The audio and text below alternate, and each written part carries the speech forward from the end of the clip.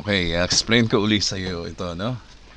Napakaganda ng system natin na talagang ito ay sisiguraduhin ko kayo makakatulong ito sa pang-araw-araw nyo. Tingnan nyo ang kagandahan nito, ha?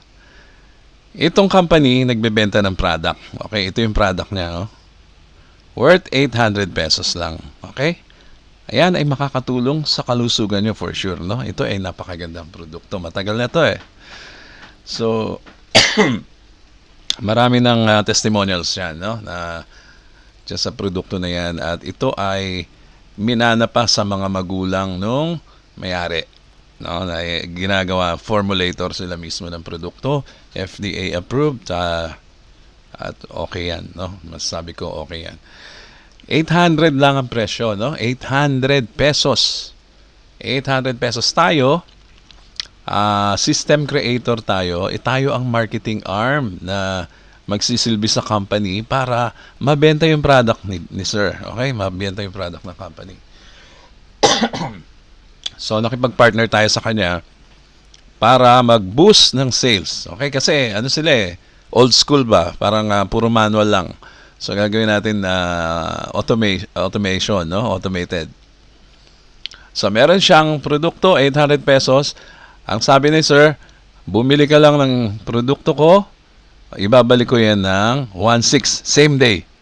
Okay, same day. Pwede mangyari yan ng same day, isang araw, no? Yung 800 mo, ibabalik niya yung 1/6. Meron ka pang product.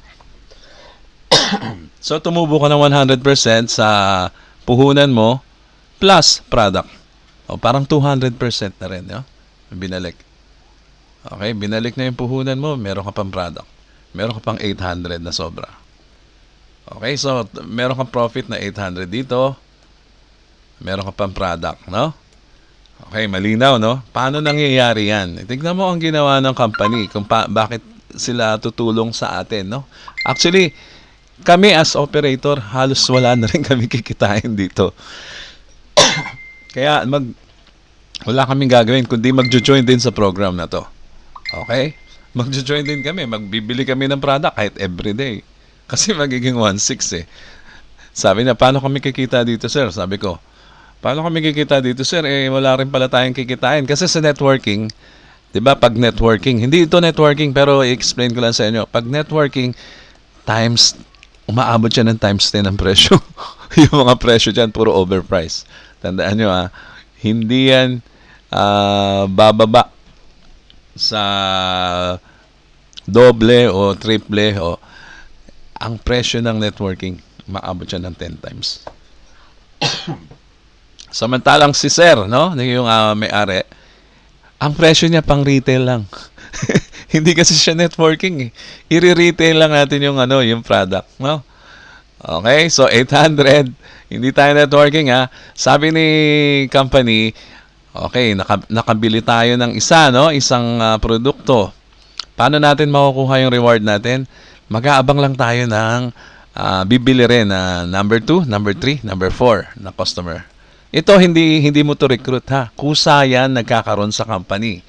Ang mga tao sa company pumipila para bumili ng produkto. Bakit sila pipila? Kasi kikita rin sila nito eh. Sigurado kikita itong mga to nito. Okay, paano ka babayaran ni company? Napaka-transparent. 'Di ba? 800 to. 800, 'di ba? Ibabayad nila dun sa product, tagi 800. Sabi ni company, okay, Reg, yung dalawang customer ko, kunin mo yung bayad niyan. Yung 800 nito, tsaka 800 nito, 1/6. Simple lang, no? Biruin mo yung binebenta niya, ikaw ang tatanggap ng sales. Di ba? Hindi yung company. Ang sa company, isa lang. Ito sa company pupunta, 800. So, inuna ka, bayaran ni company, galing din sa benta niya. Saan ka nakakita ng ganyan company, no? Napakabait, no?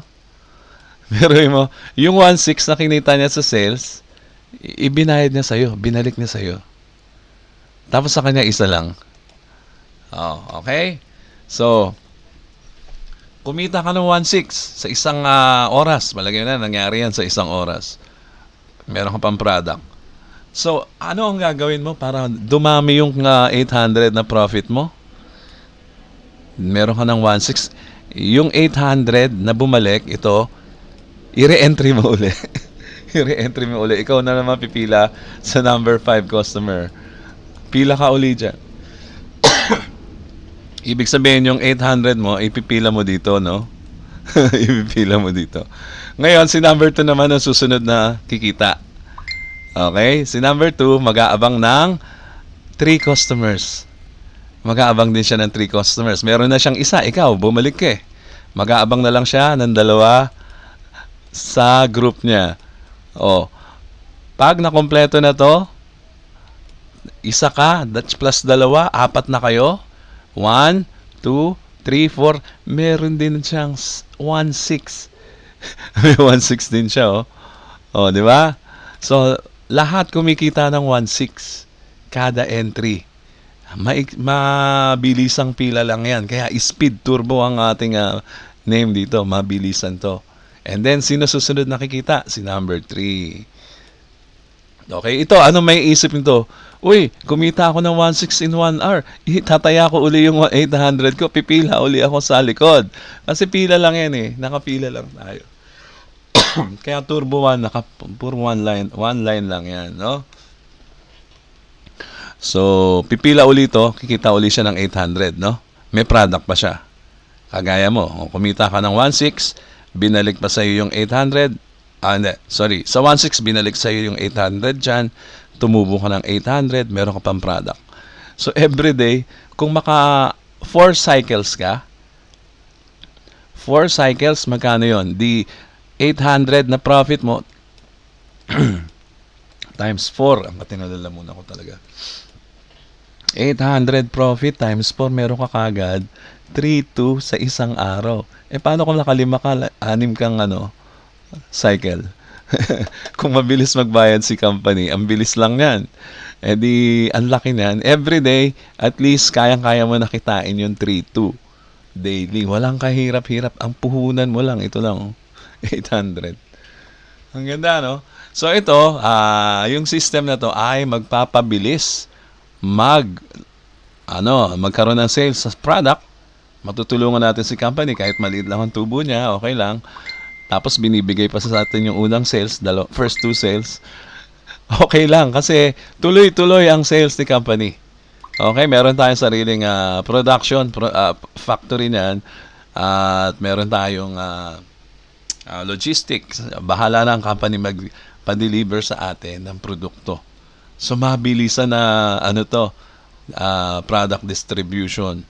Talagang product driven na system to.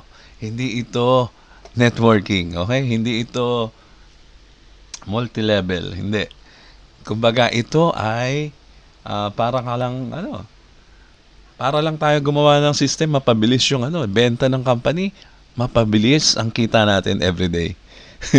Ang ganda, no? Parehong panalo dito ang mga customer, parehong panalo, pati yung may-ari, syempre, no? Dahil sa system na napakagandang idea. Kita mo, no? So, sino aayaw dito? Talaga lahat sasali dito. Kahit ako nga, hindi na ako makapag-antay kung pwede lang matapos kagad to eh. Tinatapos na natin pero malapit na at nabubuo na yung unti-unti yung ating mga logic ng system. So, ayan, bali, abangan nyo to. Baka, kung hindi bukas, ano na ba bukas? Sunday na, no? Sana bukas matapos na. Okay? So, yan lang po muna. Ito po si Edgy Garcia. Maraming salamat po.